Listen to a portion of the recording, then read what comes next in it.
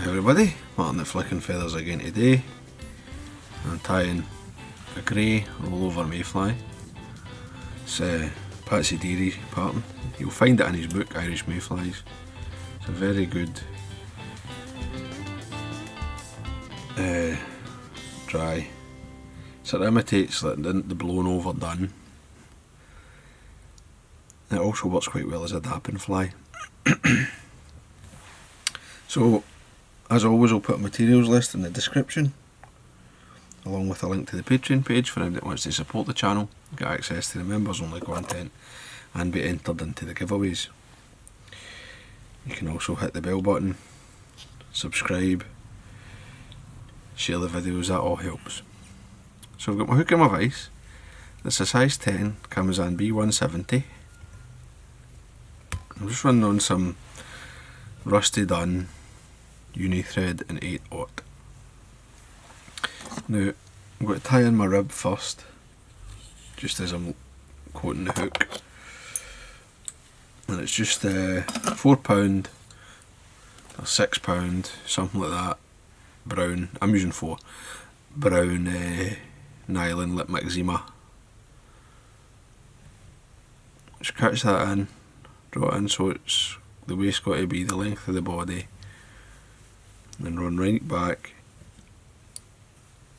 pulling the rib in towards myself so it stays on my side. I'm going to go just beyond the barb, sort of just into the start of the bend there. I'll take my thread back up, and I'm ready for the wing. Now the wing is just Mallard flank. Now I'm going to double up the feathers. I think most people nowadays do this, but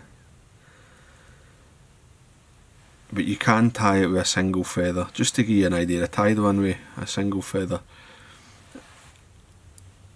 and it's quite light. The double feather's a bit, you can see it's a bit more robust, but it's up to yourself. So the feather, I've steamed a batch of feathers. I always, if I'm going to tie these, I'll steam them, and I'll steam more than I need. And I'll just get my first one, I'll just size it, and I want it to be just over the length of the hook.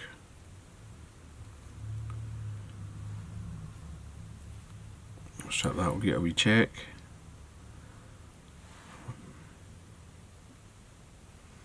Now, because I've steamed them, you can see I end up with a really nice,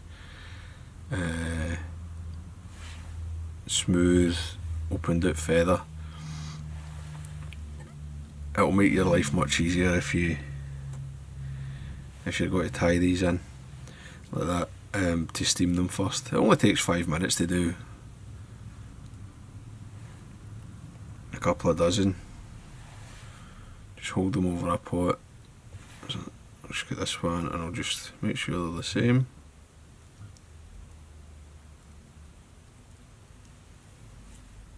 Good. I'm just going to pinch on my thumbnail, just put a wee flat spot in the stem of the hackle.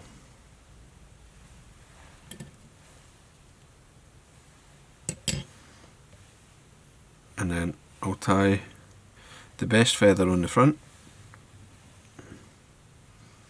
So I'll tie it in. I like to do them one at a time. And I'm tying it quite a bit forward.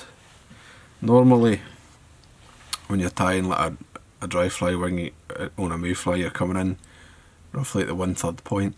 But I'm tying it here so that I've only got like a head length really in front of it, maybe a wee bit, very slightly more.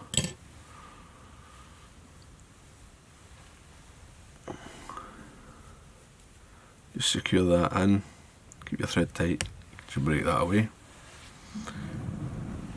And then I'm coming in my second feather.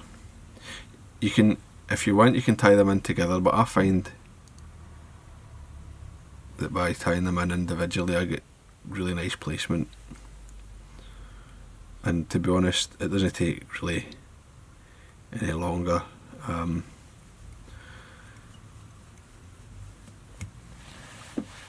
If you're no talking, it's quite quick, you know, it's a minimal amount of time. So you can see there, I've now got this wing that's,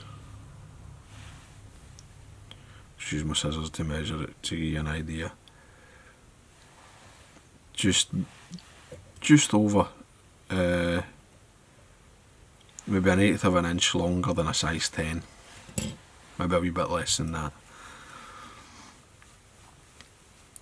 I'm going to take my thread right down to the back. Now I've run out of wax thread, so I'm just going to wax a couple of centimetres there. I'm going to grab some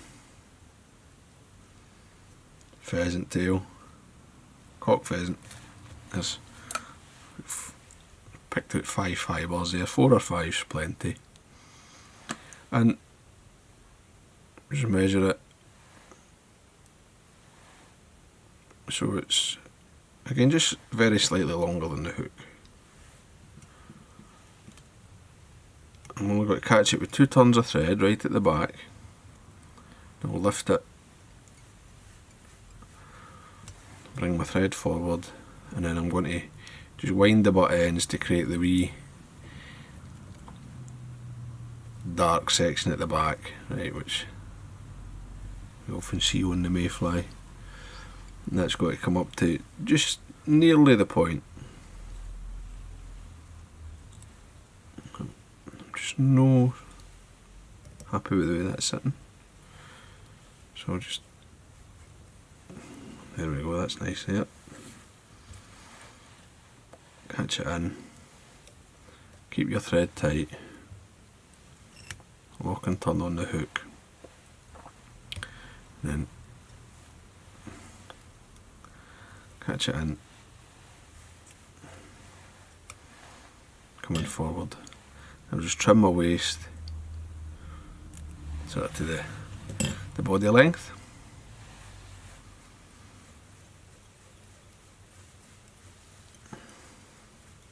And you don't need to be super fussy because you're coming over with the seal fur dubbing. I'm just using a natural seal fur. You can blend in a wee bit of grey if you like, but I don't think it needs it when you're dubbing over this done thread. I think you get quite a nice colour for the Mayfly. So just get that started. I can tighten it up as I go. Once it's anchored, it tightens up quite nice. And I'll build my wee body. Now if you feel it's a bit shaggy, you can easily go up and down with your thread, tighten it up a wee bit, and then you're ready for your rib. You're going to take a full turn at the back, then come up,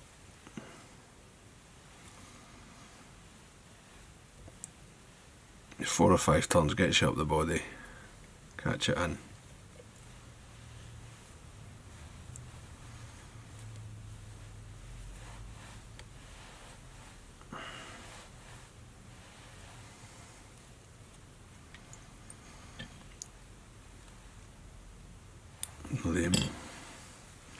I'm using an old pair of scissors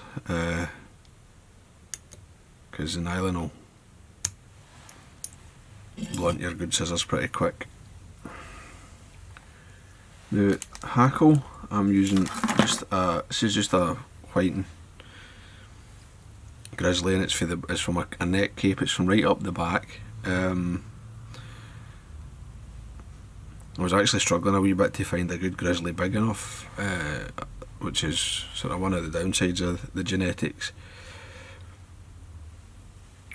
These dry fly capes they're great if you want 20s, 24s, 18s, 16s, 14s, even 12s, but when you start wanting something a wee bit bigger, sometimes you can be struggling give you an idea. This is the cape, and if there's the neck and the wee feathers, I took my feather from probably up about here, right, which is 10mm from the end of the skin, right, so they're a bit softer. They're not as crisp as the ones lower down because they're getting towards where the cape goes into the saddle. I mean, it's alright for this, but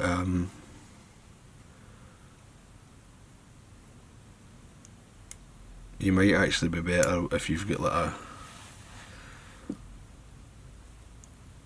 like a cheaper cape, even if it is a genetic, like something like a Ewing, will have like slightly bigger, longer fibred feathers. Anyway, I've tied that in, and I've left, don't know how well you can see it, but I've left some bare stem, only enough for about a quarter ton. It's just to help the hackle sit up. So I'm going to come right back to the start of the body, get this in, and I want plenty of hackle here behind, so I'm going to actually come back and back through. I don't know if that's probably about 5-6 tons of hackle behind the wing, and then I'm just going to pull everything back and get right in tight to the wing there. And you want a turn, like maybe two, it's 2 full turns, and that's plenty in front of it, and they just help support it and keep it standing up to act as the sail. A few turns, just got to sweep everything back just so I get a nice neat head, just fold that stem. There's about a thread head, maybe, I don't know, 4 thread turns long. And then just to finish off, the 4 turns of my whip finish going towards the eye.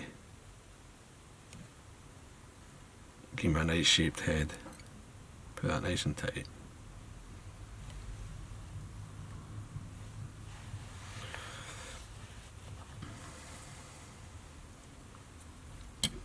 Got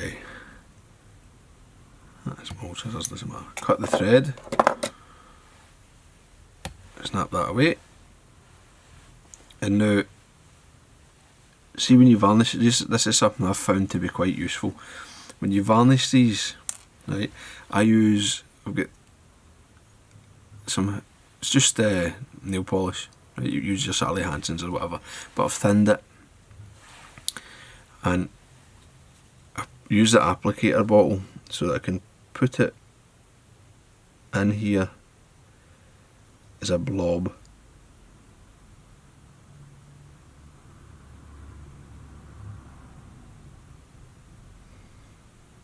And I don't mind, I'm actually quite happy if it touches the bottom of the wing and it soaks in, right? That just, as well as locking the wraps at your head, it stiffens up the wing a bit. So there you go, that's the rollover Mayfly. Excellent dry fly pattern. As I say, in a good wind it will blow over, it will kind of look like a dun getting knocked over, and as I say, it can be dapped as well.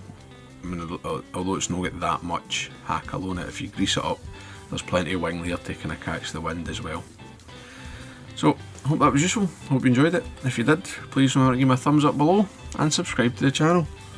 Tight lines guys, bye.